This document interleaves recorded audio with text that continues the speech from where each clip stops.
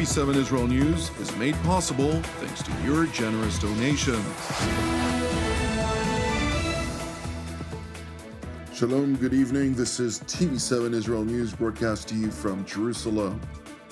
The Israeli Institute of Forensic Medicine determined that Hamas blatantly swapped the body of Shiri Bibas with the remains of a Gazan woman. A major Palestinian terror attack failed in yet another miracle that claimed no lives. Jerusalem instructed the IDF to ratchet up its counter-terror operations throughout Judea and Samaria. After 4 bodies of hostages were returned from Hamas captivity in the Gaza Strip yesterday, the Israeli Institute of Forensic Medicine determined that one of the bodies presented as if it were the body of Shiri Bibas was neither hers nor matched any of the Israelis taken hostage on October 7th of 2023.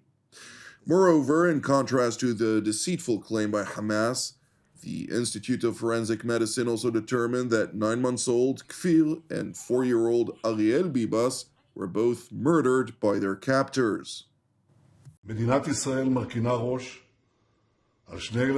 state of Israel bows its head to 2 small children, tender babies, brothers Ariel and Kfir Bibas, may their memory be blessed, and to Oded Lipschitz, may their memory be blessed, one of the founders of Kibbutz Nir Oz.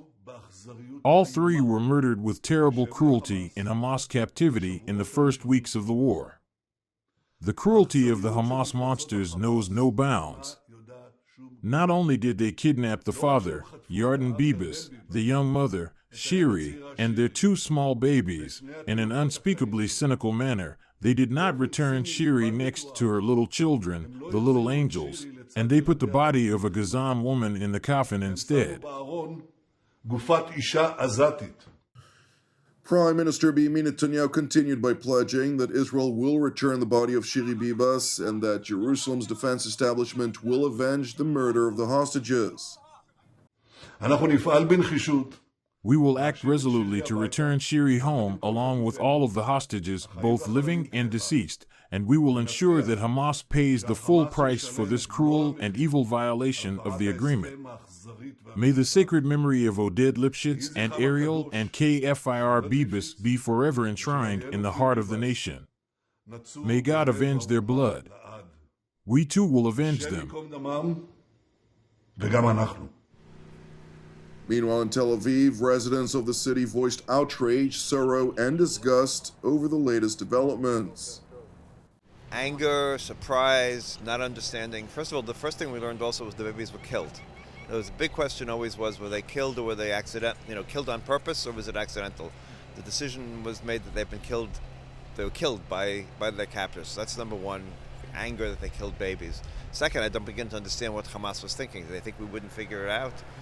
So I don't know what they're up to, but it's a terrible thing to wake up to say the least. It really hurts because once they are dead, and we really hope that they won't be dead, that they will come back. And now it's like they make a joke of us. This is what I feel, because the children are true, they are the children, and the mother, they just sent a body, and it's so painful. So the family has to go and bury them and to make such sort of a closure. And now the mother is missing, and it's so frustrating and it's so hurting. It's really, we are so sorry. All of us, we are so in how do you say, in grief, and this is even more. It's like you make a punch again with your with another one and another one. It's really terrible.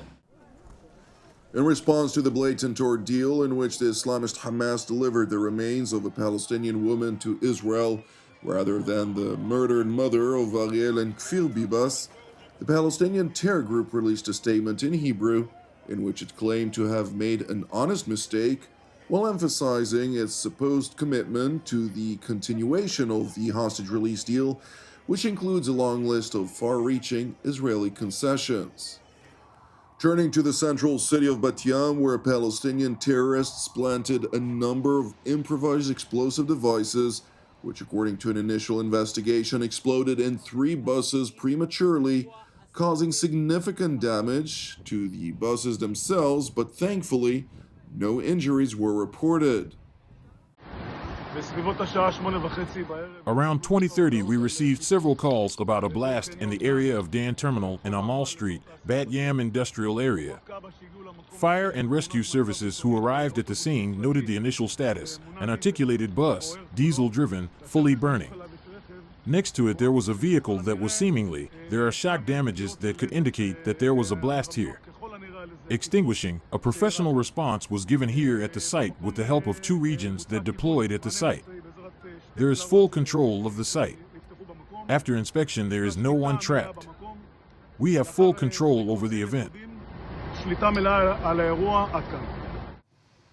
Upon the police prompt arrival at the scene of the detonated explosives, it quickly was revealed that the explosions were part of a broader attempt by Palestinian terrorists to perpetrate a significant attack on Israeli civilian targets. As of now, the scanning of both trains and buses has been completed, and we are now trying to determine the number of suspects involved. We received several reports on incidents from the terminal here at the Bat Yam station about an explosion. When we arrived at the scene, we detected explosions in 2 buses.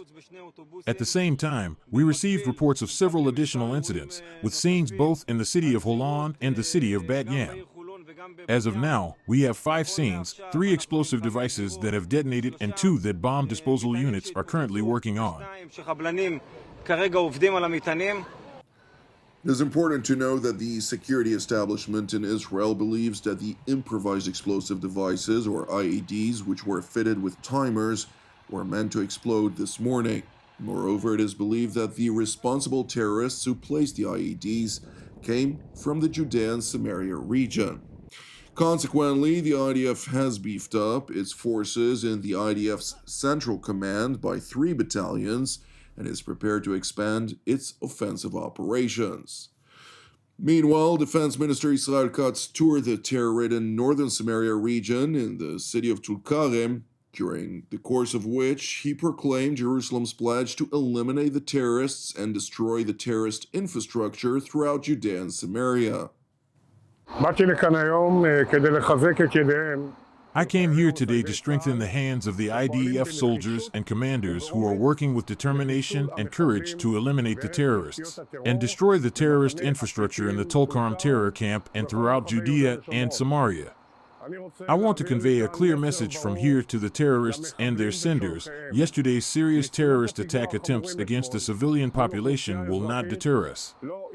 We are at war against radical Islamic terrorism, and we will win here and in Gaza and everywhere and destroy the kidnappers and murderers of Hamas babies. With terrorism, we do not compromise. Terrorism is annihilation. I have instructed the IDF to intensify activity in Judea and Samaria until terrorism is defeated.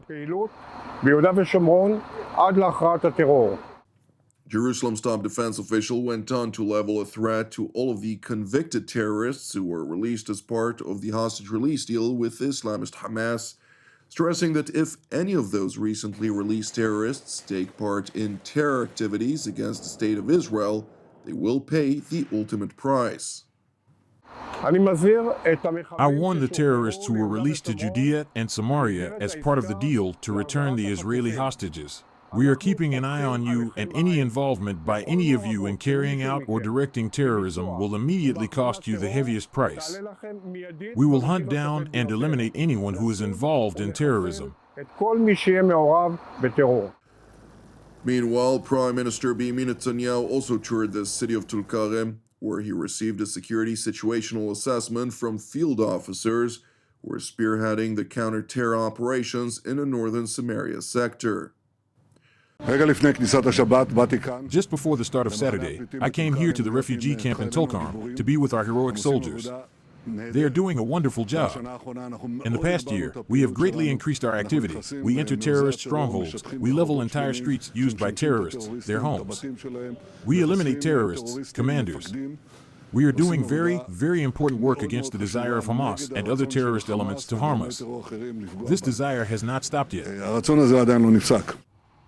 Prime Minister Benjamin Netanyahu continued by addressing the attempted terror attack in central Israel that thankfully failed. What we saw yesterday, the attempt to carry out mass chain attacks, is an extremely serious thing. In response, we have increased the forces in Judea and Samaria, according to my instructions and the instructions of the Minister of Defense, and I have also instructed to launch additional operational activity against terrorist centers. I know that our heroic soldiers know how to do this job well. It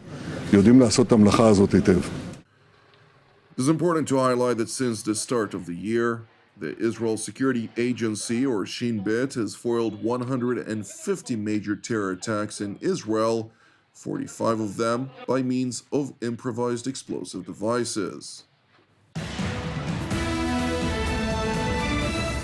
Thank you for watching TV7 Israel News. TV7 Israel is a non-profit ministry with all of our productions exclusively reliant on your generosity.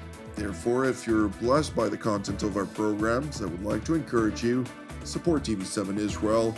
You can donate via our website at www.tv7israelnews.com. Separately, I'd like to encourage you as ever, pray for the peace of Jerusalem and salvation of Israel. I'm Jonathan Essen, wishing you a Shabbat Shalom u'mevorach. God willing, we will see you during our next update. Until then, Shalom from Jerusalem.